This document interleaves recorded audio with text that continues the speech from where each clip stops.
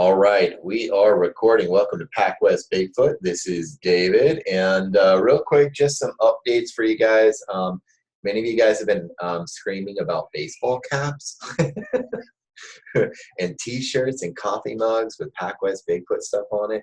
I got the logo done finally, so it's there for you, and so I'll have basically just a T-shirt, a hoodie, a long sleeve shirt, and a baseball cap and a coffee mug, and that's it.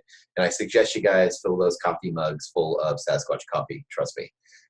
Tree Knock is awesome and Skookum rocks. As a matter of fact, the guy who we're going to be talking with today can attest to that fact. No other updates right now, except for don't forget this month's winner is going to win a children's book. If you're subscribed to the Clan here by Linda Newton Perry, Lock Your Doors, Country Folk. It's going to be pretty awesome.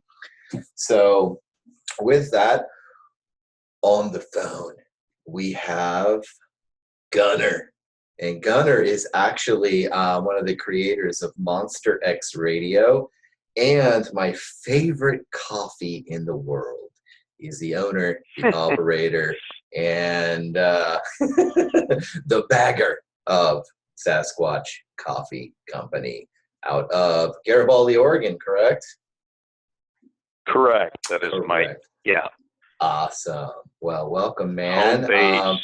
Just to let you guys know, I've gotten to know Gunnar over the last few months or so. Awesome guy, good friend, and love the coffee, man. Love the coffee. Love Monster X Radio. I listen to it every week.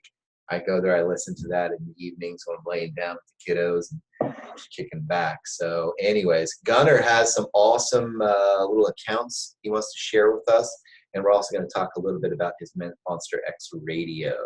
So if you want to, man, give us some, kind of introduce yourself a little bit and kind of your, I guess you would say kind of your introduction into this whole Bigfooting thing, and give us a few of your incidences, your encounters. All right. Well, first of all, thanks for having me, David. Yeah. I have to give you a big shout out because you are always great about sharing Sasquatch coffee with folks. So thanks for that. Great stuff, man. You can't help it. Yeah. I took all my Starbucks stuff. I piled it up in my front yard and I burned it. So we're good now. Oh, good to go. So, well, a little bit about me. I've been I'm one of those people that found Bigfoot as a kid. I watched In Search of and read John Green's books, and I was interested because it was a Northwest monster, quote unquote. Yeah. It was growing up, I always kind of thought it just was a phenomenon in the Pacific Northwest. Now we know that it's a little bit more widespread than that. But as an adult, when I first got a computer and was on the internet, one of the first things I ended up looking up was Bigfoot, and I got on this chat list that was actually done by Henry Franzoni, who's, if Bigfooters would know Henry Franzoni. Mm-hmm. And one of the people that actually ended up being on there was Matt Moneymaker, who later developed the BFRO, the Bigfoot Research Organization, and is one of the cast members of Finding Bigfoot. So, and that was cool. I got to, there was no Facebook at that time. It was you typed back and forth to people, and after a while that list went away, and I kind of went back to having a passive interest in the subject, and then I got involved in the BFRO. I found the website, went on a couple expeditions, and was invited by Matt to be investigator for the BFRO. And I did that for a number of years. I would, reports come in and you go out and talk to witnesses and then would process the reports. And that was fun. And then I actually came across a report a few years ago that was in the Coast Range here in Oregon. And it was in an area that I had always had an interest in and thought seemed very squatchy. Mm-hmm. And so I actually knew the. Can you give us kind of an idea of where that was? Kind of near. Yeah, it's in the Coast Range between Tillamook and Portland. Okay. So And that's Oh specific yeah. enough, I guess. But Yeah. it's always funny because I've had people like, well, why don't you tell me exactly where it is as well? Because we consider it our research area, and we try not to invite hoaxing and that. Well, that part of the coast, that part of the coast, real quick, kind of reminds me of the area between, like, say, Crescent City and Gold Beach area. I mean, it's a very big area, but it's so very foresty, thick, Pacific Northwest, like, just rainforest. I mean, it's squatchy. All right. It definitely is that. So I ended up going up into this area and meeting somebody who would later become a really good friend, Larry Turner, whose daughter had a encounter up there, and it was something that screamed at these kids that were camped up there like 2 nights in a row. And she went home and told her dad, and Larry went back up there with a buddy of his the next week and had some vocalization stuff, some hollering back and forth and whooping, and so then a friend of mine who's in the BFRO investigated it with her husband the next week, and they had more activities, and it was all audio stuff. But then basically for the next year, Larry went up there and with a buddy of his, and they camp up there, and they found some footprints. They had a lot of audio stuff happen. So I went up there for the first time and going up there, I thought there's no way that there's any Bigfoot up here. There's a lot of ATV activity. But I could hear gunshots going as we went up, as I'm driving up there. I just think that that's probably malarkey, and that's putting it nicely. But that evening we had some audio stuff go on, and there was howls and whoops and screams, which was really weird. It lasted for like a couple hours. And prior to that, I'd never really had any. I'd heard some weird stuff before, but really questionable. Wasn't anything definitive. And this night it was very distinctive, and I'm very pragmatic about listening to stuff in Bigfoot evidence, and I'm always skeptical of evidence. But this lasted for like 2 hours, and I was listening to the noise, and the whole time I'm thinking, could it be people? What would they be doing in this location, doing what they're doing? Yeah. And about midnight, all of a sudden I was listening to it through a headset and a parabolic mic, and all of a sudden there was a bunch of whooping and what I would describe as it sounded like samurai chatter underneath all this. And that's, if anybody's familiar with Ron Moorhead's recordings of that stuff in it, and then it just stopped. And Larry and I looked at each other and like, that was cool. And then nothing happened.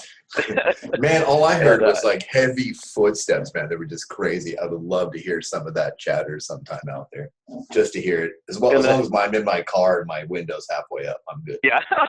Well, it's interesting because I slept in my Jeep that night, and actually about 5 o'clock in the morning, heard some more whoops from another location.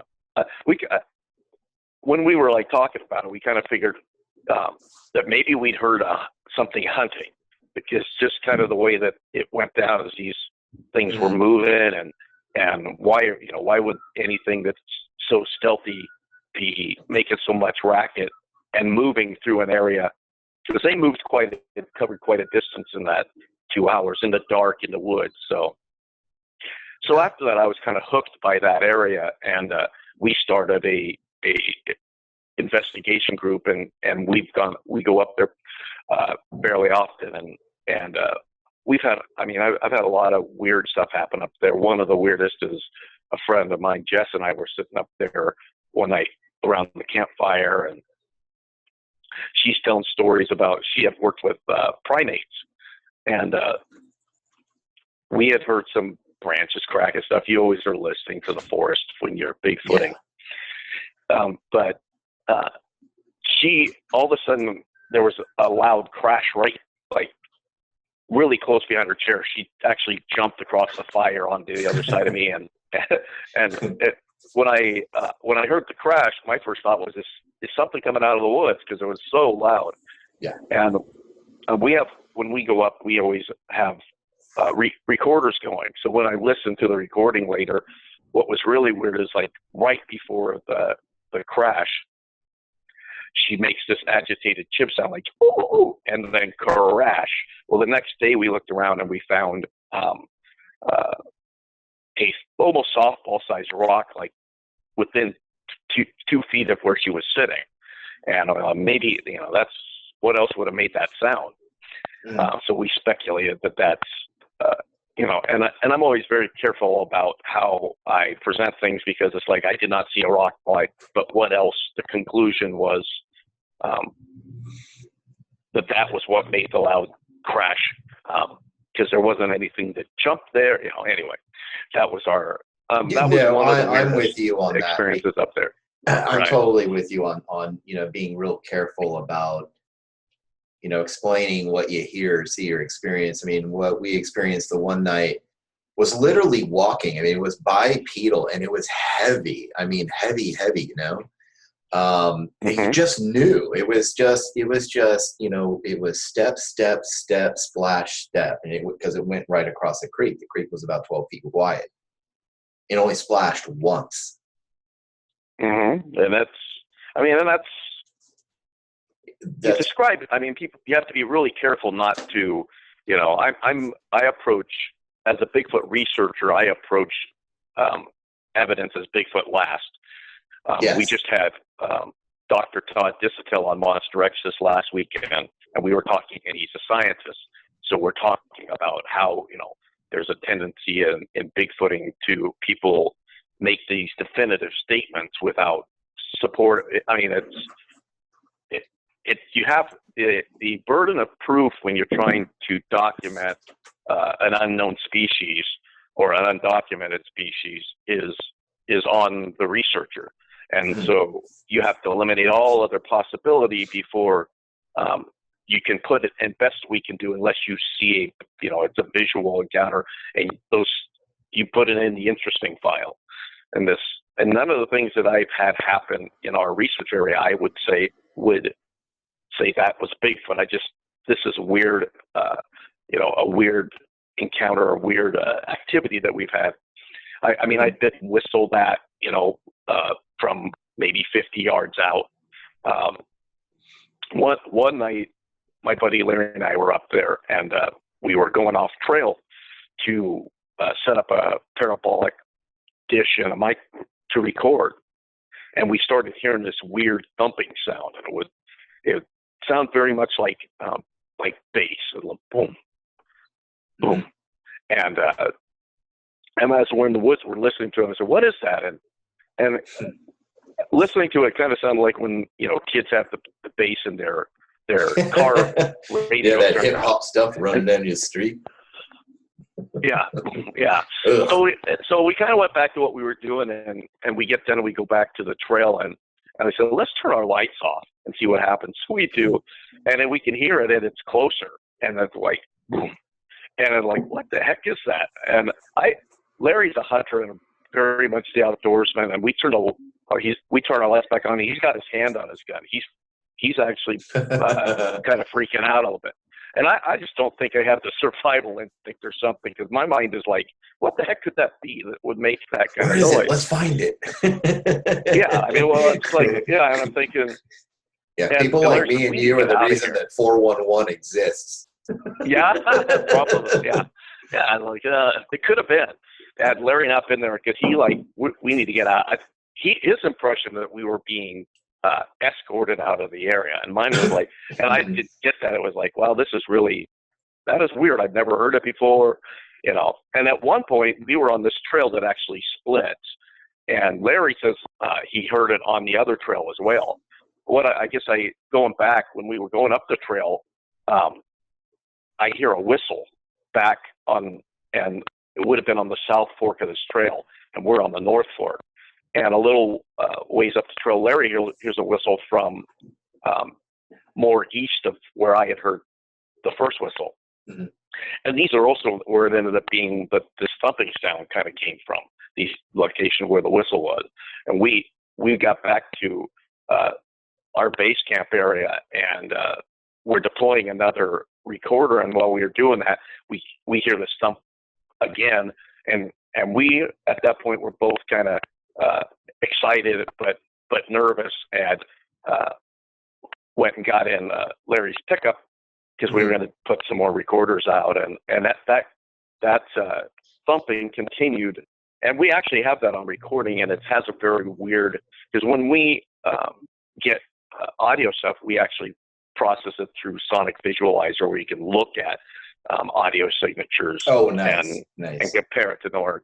Yeah, because I mean, while audio evidence is one of the most easy things to acquire, it's very passive, and it seems that if what we hear is, animals are not really aware. There's some conversation about how aware Bigfoot would be of like trail cams and that kind of stuff. And yeah, that's one of my things, is that I saw the one about the little, like the owl's nest or eagle's nest, and the Bigfoot's kind of walking underneath it. Have you ever seen that one? It's kind of interesting. That was actually a pretty good one. I was pretty convinced with that. That was pretty awesome. And I noticed that I don't think it never really, it heard the birds and seemed to have looked up a little bit. But I don't think it really noticed any sort of camera. I think it just noticed it because those birds were, the little baby birds were getting a little bit louder. Yeah, and that's a pretty interesting one. You're right. Yeah, I mean, can they pick up certain frequencies and stuff like that? Most animals really can. They're pretty frequency. I mean, you start thinking about how does those birds out there in Scotland or whatever they were, they moved them, right? They would take them like, 500 miles away. One time they took them all the way to Boston, Massachusetts. And the thing flew 3,000 miles back home within weeks. And so, they pick up from frequencies, from, magnetism of the earth. I mean, they hone in on that. So can these things kind of pick up certain big frequencies? I think they can, to a point. I do, because animals do. They can. So personally, I believe I'm with that. you there. Yeah. I don't believe they disappear once they go in front of me. No. Oh, don't get me started. Yeah, I'm very earth-based, single-dimensional. Yeah. That we're dealing with, and then it's a matter of how. What it is, a lot of times I feel like people put the cart before the horse, because they're talking about, what is it? Well, we haven't even proven that it is. There's people there are people like Shane, my co-host on Monster X, has had a sighting, and he's, when we talked to Dr. Physicality, he says that he believes that the probability of there actually being a Bigfoot is right next to zero. But we're going to have him back on, because one of the questions I'd like to ask him is, then what do you say to people that have a definitive, they know it wasn't a bear, they had a very clear sighting, there's, it's not psychosis, because the same thing that people know, I'm pretty well known, I'm open about the fact that I look for Bigfoot, and it's an interest of mine. I mean, obviously, I have a coffee company, the Sasquatch Coffee Company. I host a podcast about Bigfoot, and I talk about. That's because you just love it.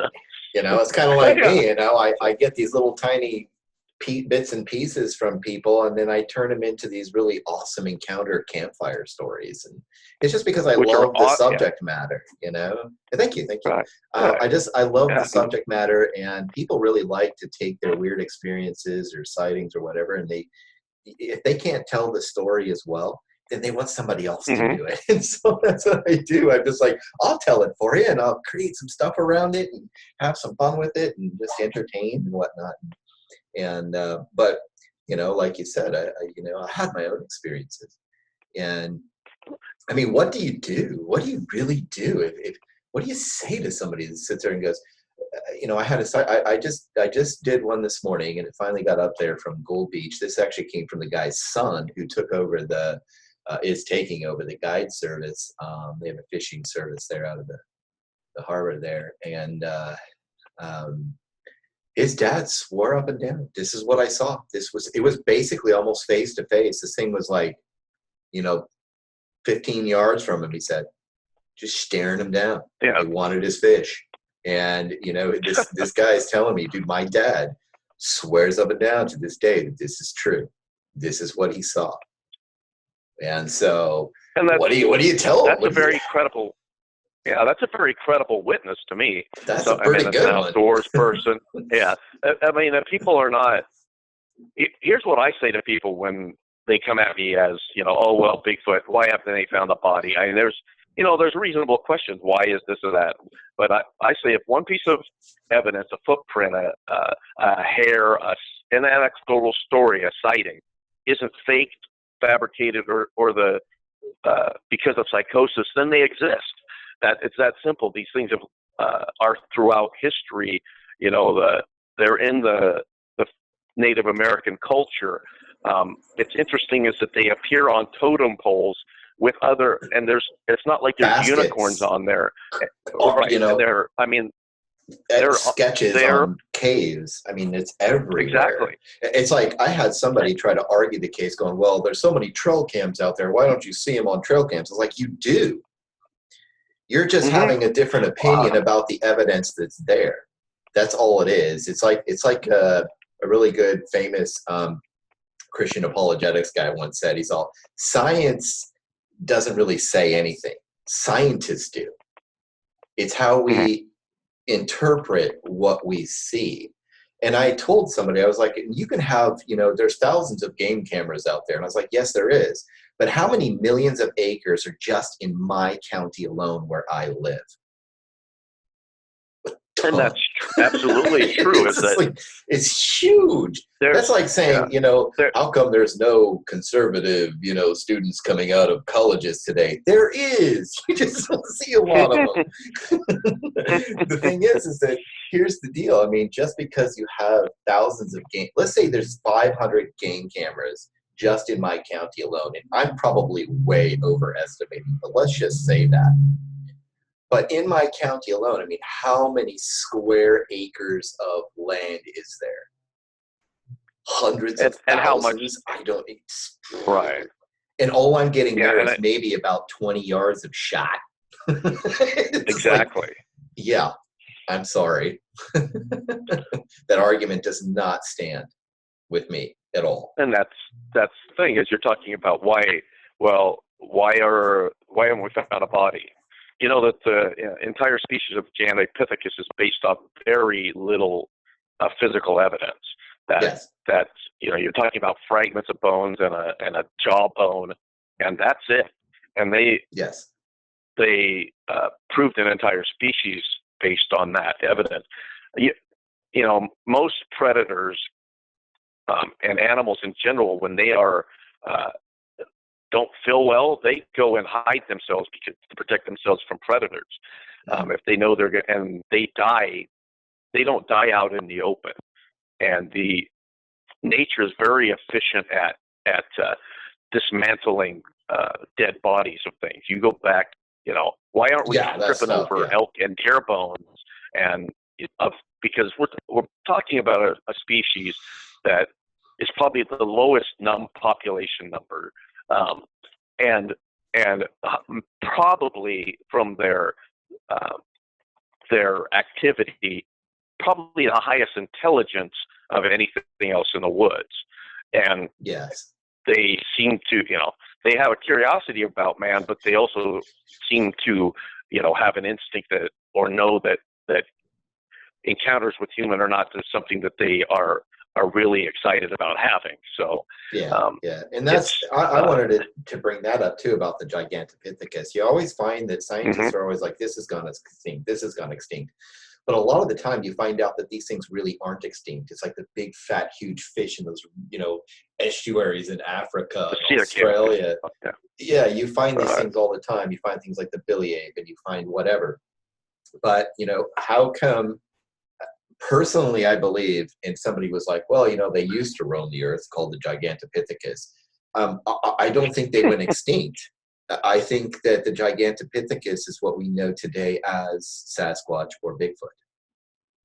I think that, like you, I don't think, some people say, well, maybe there's only like scores or hundreds of them running around the Pacific Northwest. I think there's probably more like, 1,000 or more, some sort of population in at least a couple thousand. I think that's totally possible.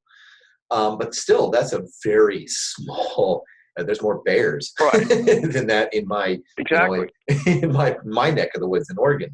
So, that's still a relatively extremely small amount or a small population running around the entire Pacific Northwest, which is millions and millions of square acres, millions and millions. So, and the thing is that people talk about, that, well, how come we can't just go find them? There are planes that have went down in the woods, and people go and are looking for these planes because they're looking for human survivors. Yeah, and they can't find them, and they're not even today with all the technology. Things go missing. Right. Yep. Yeah. That's. And now you're trying to find that one deer in the middle of the Pacific Northwest, and you're going, why isn't it there? Right. And that's, I always say, it's like finding a needle in the haystack, but the needle is moving. It's like you're talking about a very vast area, and a smart needle. It's not just a dumb needle. It's a smart needle that's moving around. Exactly. And they do make mistakes on occasion. They do get seen. There is a lot, as evidenced by the stories that you run into with PacWest Bigfoot. Mm-hmm. I am constantly having people come to me, and people who have an encounter, a lot of them just don't know what to do with it. But when they have an opportunity to have somebody listen to them without them being thought of as crazy, they're desperate for that almost. It's like, that, who do I tell? Because I've had friends of mine and witnesses that I'm the first person that told that story in like 30 years. And it's, it's a release for them. I'm amazed at how many of these I get that are from like the 90s or the 80s or late 70s. Mm-hmm. This last one came from like the 2000s, but still, it's just, I mean, you're right. It's like, and the thing is that the reason I went my route for more of the entertainment side and creating the stories with them, the backstories to them, is because I really like the whole Native American storytelling thing, how they used incidences and facts and historical moments to create these fascinating stories around to entertain themselves when they didn't have books and they didn't have this and that. Just the storytelling was awesome. I love the whole storytelling thing. And so, but I get these people that are just like, this is what happened. I know it's short. I know it's brief, but this is what I saw. This is where it was at, what it looked like. So if you want to do what you want to do with it, Dave. I mean, that's the emails I get. They're like 3 paragraphs of like, here's my incident. Create a cool story with it, Dave. That'd be awesome. Can you keep my name out of it? You can use my first name. Can you keep I'm like, yeah, whatever. So it's pretty awesome. It is fun. I really do enjoy it. And it's fun. Well, most Bigfoot encounters are brief. Somebody saw something across a road, somebody, and I think what you do for people is as a service, they get a chance to have their story told, and without the risk of being thought of as crazy or being referred to as a liar. I mean, that's those are some of the things that happen to people when they say, "Hey, I saw Bigfoot." There's a whole stigma around the subject, and it seems like we're in a kind of a fringe topic as it is. Well, Most you're people talking don't about give a second thought to. cryptozoology, so it's Right. still going to be Right. fringe. It's fringe like UFOs and everything else. Yeah. So, except for, as far as I'm concerned, that, like you said, one-dimensional animal. Right. Yeah, and that's you know, it's gotten crazier here lately, as I'm sure you're aware of. oh my gosh, I have to tell you, I heard one the other night that was just absolutely insane. I have to tell you, I have no idea. I think this person is a forest person and just is whatever. But I'm with you. And if you guys listening to this are a little offended by me saying any of this and calling people out on all of this like multi-dimensional stuff, really, in all honesty, I don't care. I really don't. What I heard is what I heard, and I live in a physical world. I understand that there is an unseen world. I understand that. Heaven and earth. I get this. I get that. But this is a creature, for Christ's sake. It's an animal. It's physical. Well, okay? no, my thing with that, Dave, is like, okay, why, if they are shape shifting, can cloak, can have all these attributes that don't exist in any other animal that we have on record, why do they most encounters, 99.999% of encounters, they're doing something like an animal? They have very terrestrial Now, are there behavior, actual animals? However, are there animals out here that can cloak? Yes, chameleons.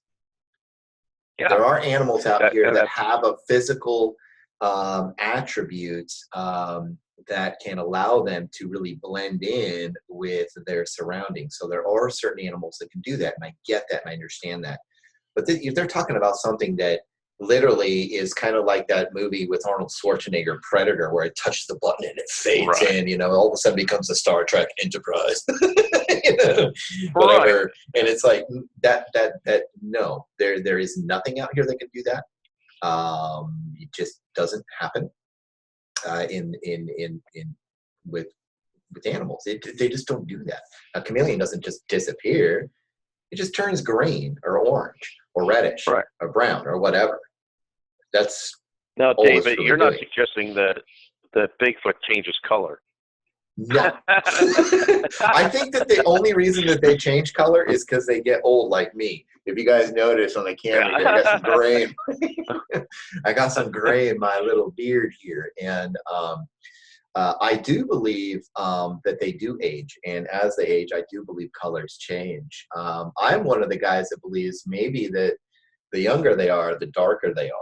And as they get older, I think that darkness kind of fades. And I think between the skin and the hair and a mixture of light, you can get this kind of reddish, orangish colors, these orangey brown colors. And then eventually you start getting these all white Bigfoots. I think those things are just old, personally. That's just my belief. Yeah, I actually investigated a report that had included two small, like child-sized Bigfoots that were white.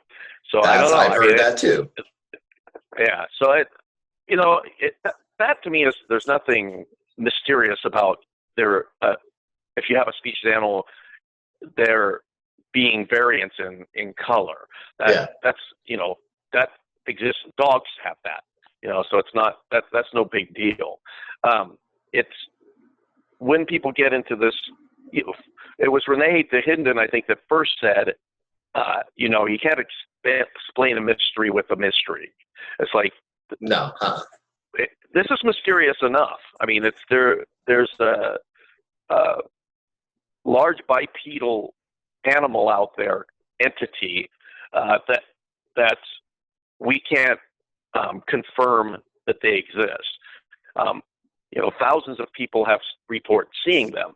Some people that have more to lose by doing it than they do by keeping their mouth shut. Yeah. I mean, there's some, and people say, well, why do hunters never see them? Well, that's not true. People make these statements like they're fact. All the time. Hunters do see them. Yeah. I mean, it may only be one or two during a hunting season, but it happens. Right. You know, That's, they can go a whole hunting season without seeing a deer. So if they happen to see a Bigfoot, they exist. That's right. Yeah, and we know they exist, and in good quantity. So Exactly. There's a quantity to yeah. it. There you go. I mean, you Right. added Right. mathematics into the situation. So it's kind of Mhm. like the guy from Gold Beach. He only saw one great white shark, but we know that Gold Beach really has a pretty decent population of white sharks that come in and out, in and out. But his whole Yeah. life, Well, the guy's now what, 70 years old almost or something from what his son said.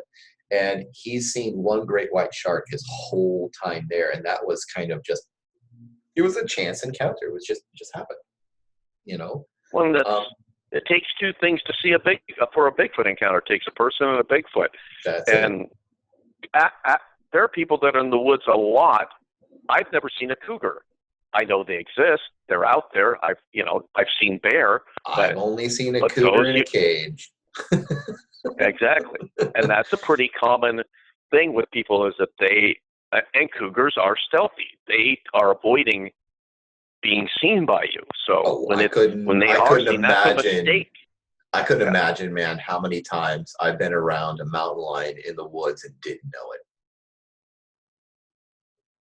Which is interesting, because people that are hunters that I've talked to that have had a Bigfoot encounter, it freaks them out, because the idea that, I was the apex predator out there with my rifle, and these things were out there all the time and I didn't know it. For me, the most mysterious attribute they have is their evasiveness, their ability to remain undetected. The first it's like great apes in that, Africa or monkeys right. and stuff. I mean, they, especially great apes, I mean, they have the ability to just be so secretive that you can walk right past a huge crowd of them and not even know. They're just there. Yeah, one of the things that, as far as animals have adapted, they have a natural camouflage. If you've ever seen a herd of elk standing still from a distance, from the back they look like stumps. That's a natural adaptation to their environment. Bigfoot isn't blue. What's reported, that's another thing about the phenomena of Bigfoot, is they're reported in areas where you would expect them to be reported, and the more reports come from the higher density of woods and a higher population of people. That's exactly what you would expect. They don't get reported in Hawaii. They're reported in all the other states that have woods. Mm-hmm. They're not reported in downtown Portland. It's not. This is it. The pattern fits a natural phenomenon. We had, like I was telling you, this last week we had Dr. Todd Disotell on Monster X. Mm-hmm. They now have a new DNA technology that can take dirt and they can separate all the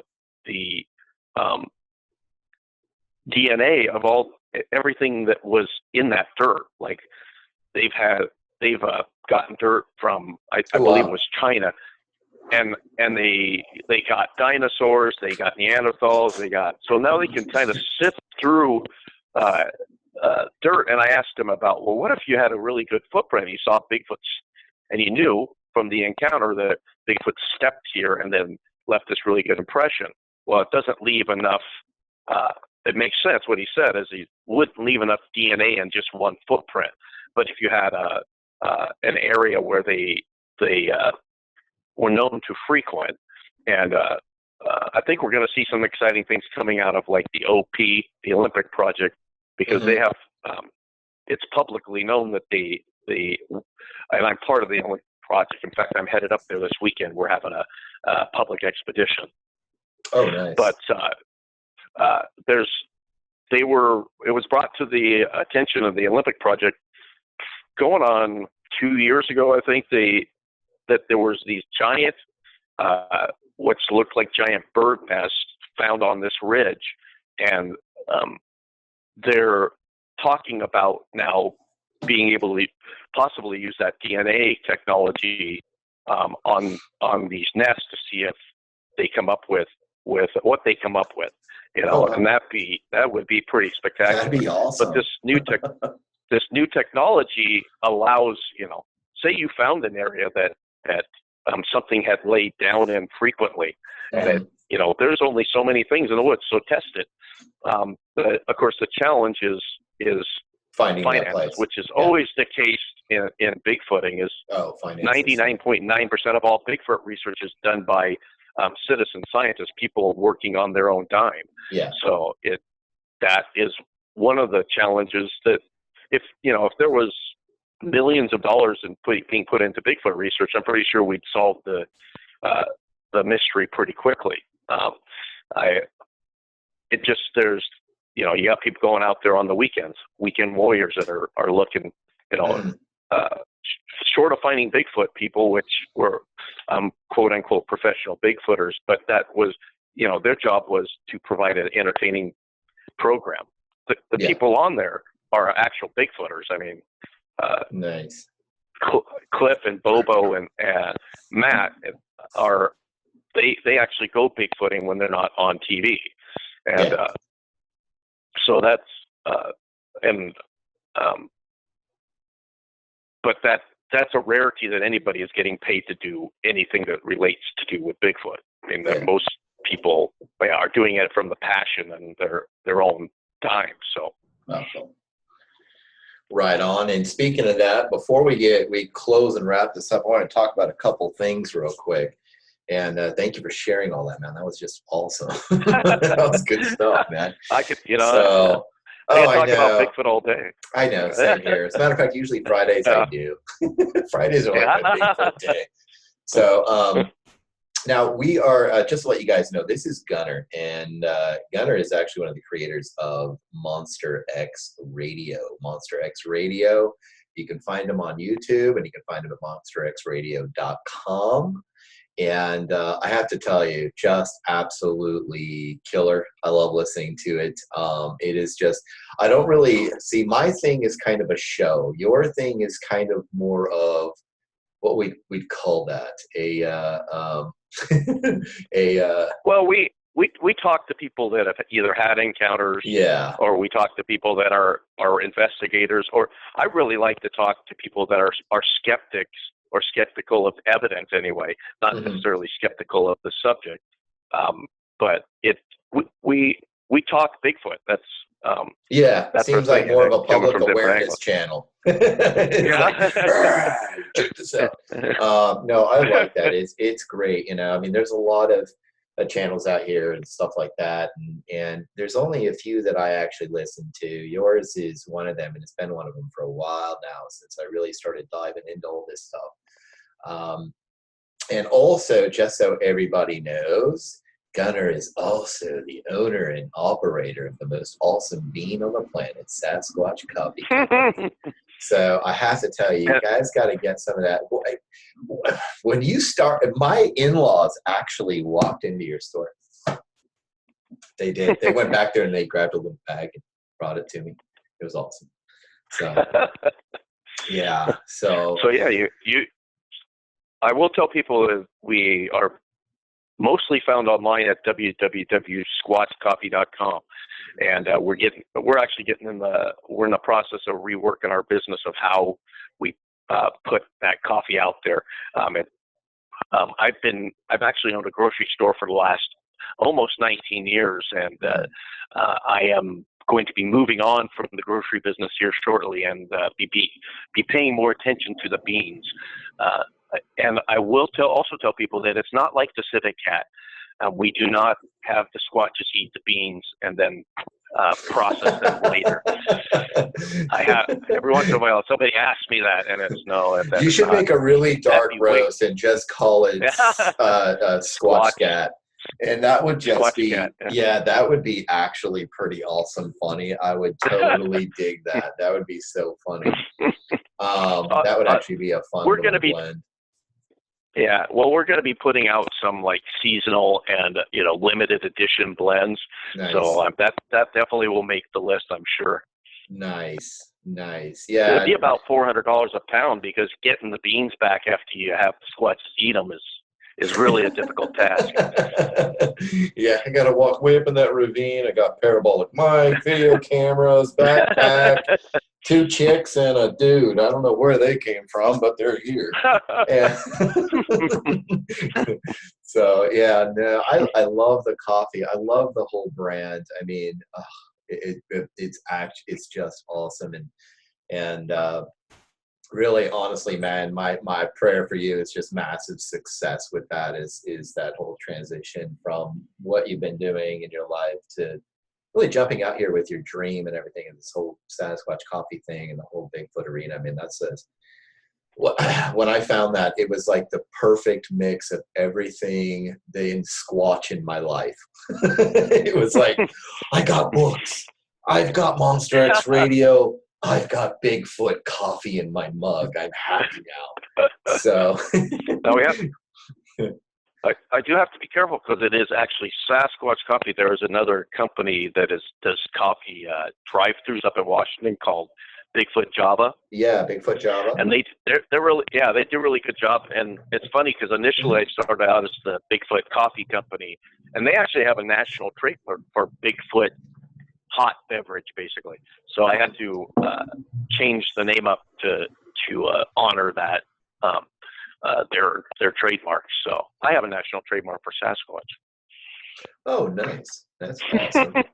So yeah, I mean, personally, man, eventually in my life, when I go to retire online and everything, and I'm done here, I'd like to open up a little Sasquatch Coffee Company drive-through and start kicking this Dutch Brothers stuff out of the water, dude.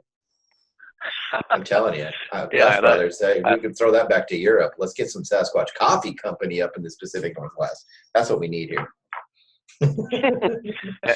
There's some conversation about that possibility of opening some Sasquatch Coffee Company. Dude, you throw them down here, and I will so manage it and market it and build it. Dude. I will be the tester of all of this. I love that. All right. That's awesome, man. Great. Well, thank you, man, for being on here. You guys, Monster X Radio on YouTube, monsterxradio.com. You can go there as well. Also, give us the link or the name to the Sasquatch Coffee Company. You guys can Google, of course, Sasquatch Coffee Company, but it's Squatch Coffee. SquatchCoffee.com. SquatchCoffee.com. Get on over there. And here's the deal. A lot of you guys are like, Dave, do you get money for advertising Squatch Coffee? No, I don't. Just ask Gunnar. I work on your website, man, and he gives me some coffee here and there sometimes. But I also buy some here and there. And I have to tell you guys, I've been promoting this coffee because I actually love the coffee. That tree knock and the skookum, I absolutely love it. It fits. It's part of that this Bigfoot culture that I love so much. And the coffee just ended up being a capper. It was like, yes, I was here with everything. Now I'm here. So it was perfect and wonderful. So no, I do not get paid for that. I actually just love it, and I love to share it. So, and I always will. So there you go. With that, thank you guys very much. Stick around for a second, Gunnar. And all right. The rest of you guys out there, thank you so very much. Don't forget, SquatchCoffee.com, Monster X Radio on YouTube, or MonsterXRadio.com, and catch Gunnar and them over there. All right. God bless, guys.